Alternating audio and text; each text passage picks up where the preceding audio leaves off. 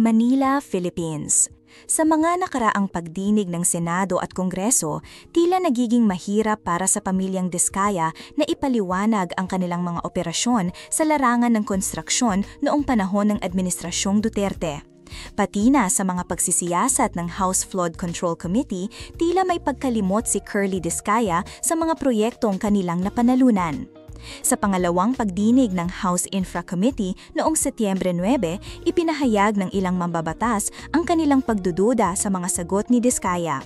Sinabi ni Rep. Chel Diokno, Akbayan Party List, na ang yaman ng pamilya na nagkakahalaga ng bilyon ay bunga ng 23 taon sa negosyo, ngunit nagtanong kung ilang proyekto ang nakuha nila sa ilalim ng Duterte.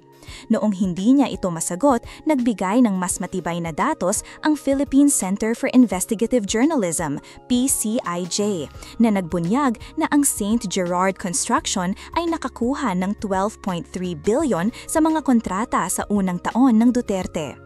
Sinasabi naman ni Diskaya na ang datos ng PCIJ ay hindi tama dahil kasama ang mga proyekto na umano'y na-terminate.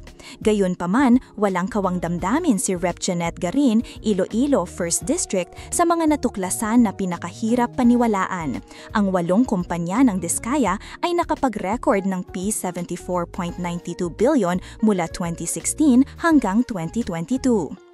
Nanawagan si Rep. Terry Ridon, Bicol Saro Party List, ng mga detalyadong ulat mula kay Diskaya, habang ipinapakita ni Rep. Jervil Ginty Beatrix, Batangas 2nd District, ang tila selective amnesia ni Diskaya sa kanyang mga pahayag, lalo na kung paano naitala ang bilyong nakinabang noong mga nakaraang administrasyon.